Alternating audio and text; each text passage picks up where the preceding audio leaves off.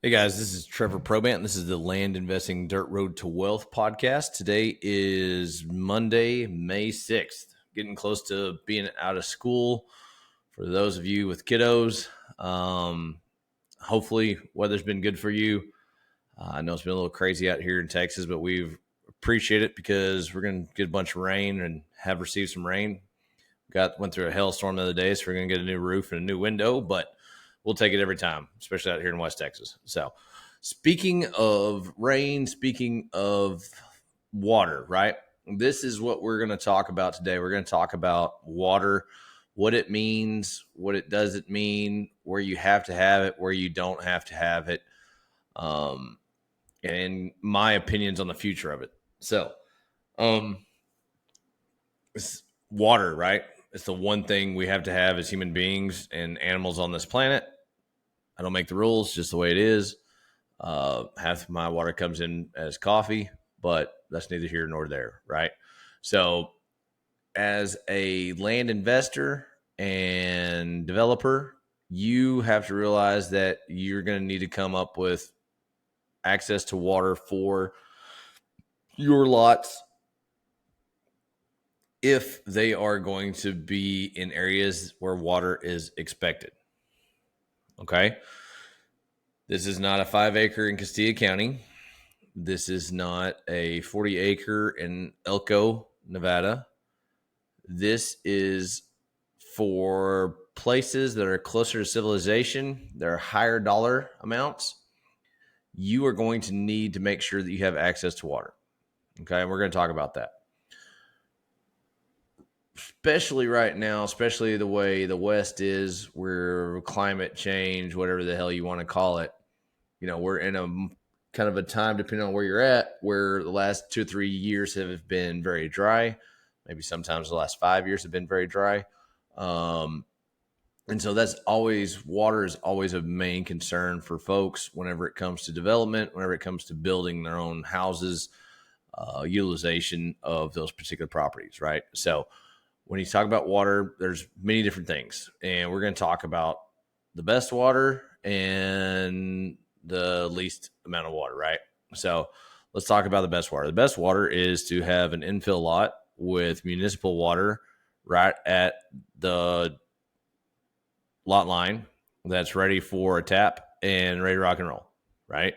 That way you don't have to worry about anything besides having a tap ready to roll on that. Shouldn't have a problem with any of that. Obviously, you're going to have to pay a tap fee, but you have plenty of water as long as the municipality has water, right?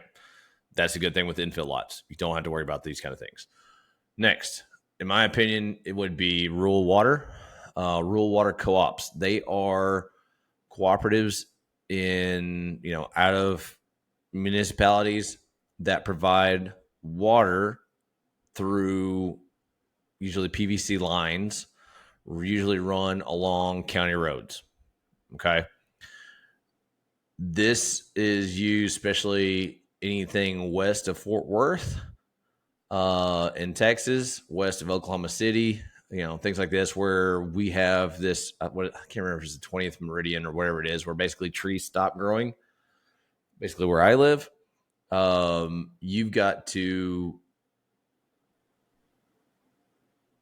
make sure that you have capacity on these lines. You have to make sure that you have the taps availability. You have to make sure that you just have that water line where it needs to go. Okay. This is not a huge deal in other places where you can drill wells, but in certain places, this will make or break your project. Make or break it 100%. So that's something we really got to pay attention to. Okay. Next thing, water wells, right? So this will vary depending on where you're at in the world. If you're in Mississippi or Louisiana, you probably not a big deal, right? Punch a hole in the ground, have water. I don't know the quality of the different waters, but then you can come out in other parts of the world where you may be 500, 600, 700 feet deep, right? That may be anywhere from a $4,000 well all in, all the way up to a $36,000 to $40,000 well, right?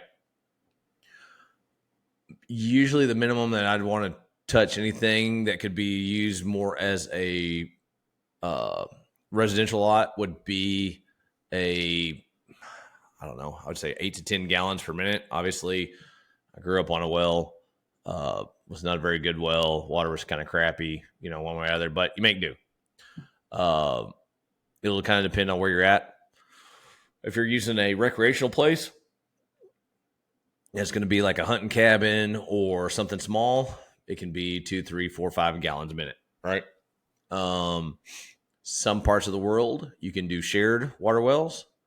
Most of the parts of the world that I'm at, that is a big no-no as far as for utilization of wells on for like personal usage, right? You can use shared wells for running lines to stock watering places for agricultural use, for wildlife, things like that. But you definitely want to make sure, again, we never speak in absolutes in the development game, but we want to make sure that most of these are not done on a shared well. TCEQ does not like it. Most counties do not like it. There's lots and people get really pissed off about it. So I try not to do shared wells. Again, anywhere from $4,000 to $40,000 per well. It just depends on the depth, where you're drilling, your price point, things like that. How do you figure out what that is? You're going to pull the well reports from your state. Most of the time, the ID land or land ID, whatever, will have that overlay that they scrape from the state. But you can find out in those areas, once you pull that area, pull up that overlay, you can find out where those wells are. You can click on those wells, and then they will have a well report. The best way to do it is to then pull on the well report, find the most recent ones, 3, 4 of them in any particular area, and then the well driller will have their information on there. Call that well driller, ask them, hey, I've got a property on County Road 243 and Highway 6, right? What do you know about that area? Kind of what's the quality of the dirt, quality of the water? This one that you drilled for the Johnsons last year, it was 400 feet deep and 6 gallons per minute. Is that something you can kind of expect? And the guy will tell you yes or no. And then you're going to have to find out whether or not that particular property the water is worth it in that particular area, right? That's when you can go in and understand what the costs are going to be, right? What your Capex cost is going to be, and always shoot high on that. If they tell you 20, put it up to probably 23,000, right? If it's 10, I'd probably do 12,500. Always want to be high when it comes to Capex. Always want to just pay a little extra attention to that, because it can get your ass in a bind. It's better to be pleasantly surprised than rudely disappointed, right? So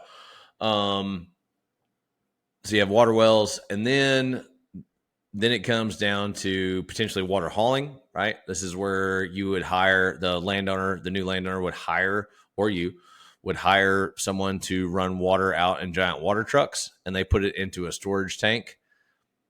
It can be extremely expensive. It can be a giant headache. With that said, there's a lot of people that do that and do it quite well in the western parts of Texas, New Mexico, Arizona, Utah, Nevada, all the dry parts of the country. It's something that people do quite a bit. Okay. Again, it is not ideal. You will not get top dollar for your property, but you have to understand what expectations are in your part of the world. The best example of this that I've ever seen is we've got a good buddy that works way south Texas. And some of the subdivisions that he can do are so narrow, it's like you can throw a baseball across the width of a 10-acre tract. Where I'm at, that would not work. Where he's at, that is basically kind of expected, and that's not a problem at all. Understand what people want in that particular area. That's the whole point of all that stuff. That's where you got to make sure that you know what you're getting into on that. Okay. What else? I mean, those are basically the three types, right? When you come to this stuff, there's also MUDs, right? Municipal utility districts that developers come in and they drill wells, do all that provides water to the entire subdivision. Then they bond that out and then they get paid back over time. I know in certain places it is extremely disliked. I also know in certain places where people make a shit pile of money doing those. I have not done that, so I'm not going to tell you anything that I don't know, right? It's something that, again, people do all the time. I have not done that. So anyway, just want to kind of give you a quick podcast today, talk about what's going on there. Got questions or anything else like that, feel free to reach out. Also, you can go to school.com and then look up Dirt Road to Wealth. Join the free group. We're doing some pretty fun stuff. We're going to really start ramping up here pretty quick. So have a great day and a wonderful week, and we'll talk to you soon. Thanks.